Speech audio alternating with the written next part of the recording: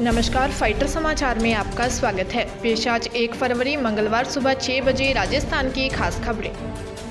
1985 batch की IAS अधिकारी उषा शर्मा को राजस्थान का चीफ सेक्रेटरी बनाया गया है। कार्मिक विभाग ने आधिकारिक आदेश जारी कर दिए हैं। सीएम अशोक गहलोत ने उषा शर्मा को मुख्य सचिव बनाकर एक साथ कई समीकरण को साधे हैं। सीएम गहलोत ने कांग्रेस महासचिव प्रियंका गांधी का नारा लड़की हूँ, लड़ सकती हूँ को साकार करने के लिए उषा शर्मा को मुख्य सचिव बनाकर राजस्थान की आधी आबादी को साधने की कवायद की है। वहीं निवर्तमान मुख्य सचिव निरंजन आर्य का कार्यकाल 31 जनवरी को पूरा हो गया। आर्य को सीएम गहलोत का सलाहकार बनाया गया है। निरंजन आर्य के रिटायर होने के बाद आधा दर्जन से अधिक वरिष्ठ आईएएस अधिकारी मुख्य सचिव बनने की रेस में शामिल थे, लेकिन उषा शर्मा को राजस्थान का मुख्य सचिव बनने का अवसर मिला है। प्रदेश में शहरी क्षेत्र में आज मंगलवार से कक्षा 10वीं से 12वीं तक के स्कूल खुल जाएंगे। छठी क्लास से 9वीं क्लास तक के स्कूल 10 फरवरी से खुलेंगे। ग्रामीण क्षेत्रों में स्कूल पहले से ही खुले हैं। इसी तरह से प्रदेश भर में कॉलेज पहले से ही चालू हैं। गहलोत सरकार ने 9 जनवरी को गाइडलाइन जारी कर शहरी क्षेत्रों के 12वीं तक के स्कूल बंद किए थे। अब आज से 21 दिन बाद फिर से ऑफलाइन क्लासेज शुरू होंगी।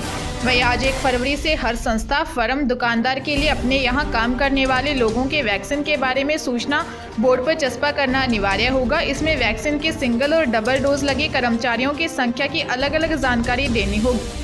कितने कर्मचारियों ने वैक्सीन नहीं लगवाई, इसका भी ब्यौरा देना होगा। ऐसा नहीं करने पर महामारी एक्ट में कार्रवाई होगी। राज्य में मौसम की स्थिति देखें तो बीते 2 से 3 दिन से लगातार तेज धूप निकलने और उत्तरी हवाओं का असर कम होने से लोगों को सर्दी से राहत मिली है। राजस्थान में एक बार फिर 3 फरवरी से बारिश होगी। नए पश्चिमी विक्षोभ से मौसम में ये परिवर्तन देखने को मिलेगा। मौसम विभाग ने 2-3 फरवरी को बादल छाए रहने की संभावना जताई है। गुरुवार को राज्य के उत्तरी भागों में बारिश हो सकती है।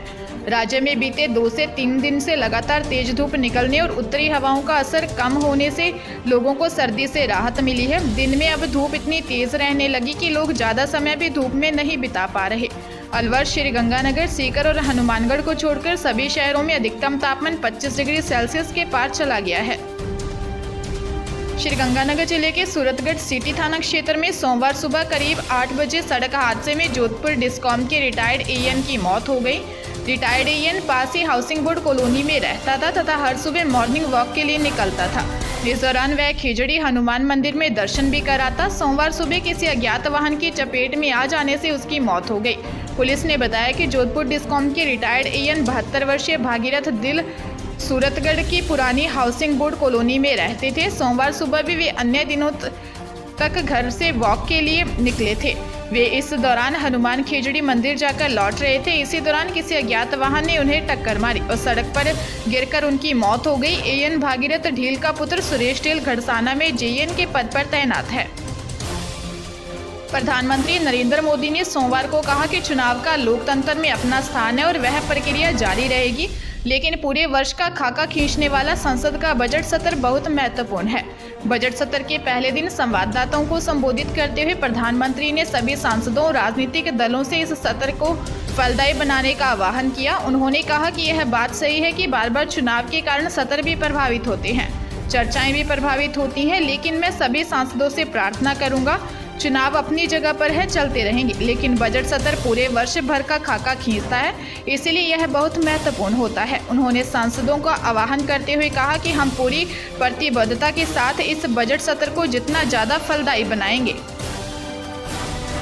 उदयपुर जिले के सुखेर थाना क्षेत्र के चिरवा टनल के पास नाथद्वारा हाईवे पर एक सड़क हादसे में सरपंच के देवर और उसके दोस्त की मौत हो गई। सूचना पर पहुंची पुलिस ने बताया कि हादसे में बेदला सरपंच निर्मला प्रजापत के देवर गौरव और चिकलवास निवासी संपत की मौत हो गई। दोनों युवक कार से नाथद्वारा रोड पर जा रहे थे। हादसे के वक्त कार की स्पीड करीब 90 थी। अचानक गौरव ने कार पर नियंत्रण खो दिया, जो आगे चल रहे एक डंपर में घुस गई। कार के आगे वाला हिस्सा बुरी तरह क्षतिग्रस्त हो गया। पुलिस ने शवों को अस्पताल की मोर्चरी में रखवाया है। अखिल भारतीय विद्युत अभियंता संघ ने कहा कि केंद्र सरकार की निजीकरण की नीतियों के खिलाफ बिजली क्षेत्र के कर्मचारी आज 1 फरवरी मंगलवार को राष्ट्रव्यापी हड़ताल करेंगे।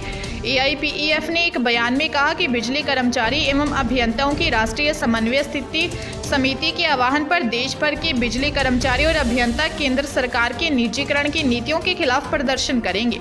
बयान के मुताबिक एनसीसी ओईई ने फैसला किया है कि उसकी कोर समिति के नेता 1 फरवरी को पंजाब के राज्यपाल से मुलाकात करेंगे और चंडीगढ़ के बिजली विभाग के निजीकरण के खिलाफ उन्हें ज्ञापन सौंपेंगे। एआईपीईएफ के चेयरमैन शैलेंद्र दुबे ने कहा कि एनसीसी ओईई के आह्वान पर देश भर के 15 लाख बिजली कर्मचारी और अभियंता केंद्र सरकार के निजीकरण की नीतियों के खिलाफ 1 फरवरी को सभी जिला मुख्यालयों पर राष्ट्रव्यापी विरोध प्रदर्शन करेंगे। टोंक जिले के मालपुरा थाना क्षेत्र के टोडी गांव में नाता प्रथा से महिला की दूसरी शादी के मामले में उपजे विवाद को लेकर ससुराल और पीहर पक्ष में विवाद हो गया। महिला के ससुराल पक्ष ने लाठी डंडे से पीहर पक्ष पर हमला बोल दिया। हमले में महिला के पिता की मौत हो गई जबकि 5 लोग घायल हो गए। घायलों को अस्पताल में भर्ती करवाया गया। पुलिस ने बताया कि हमले में टोडी निवासी मोहनलाल कहार की मौत हो गई। घटना के मुताबिक उसकी बेटी पार्वती की 7 साल पहले अजमेर निवासी प्रभुलाल कटार से हुई थी। करीब 15 दिन पहले मोहनलाल ने बेटी पार्वती की शादी नाता प्रथा से अन्य जगह कर दी।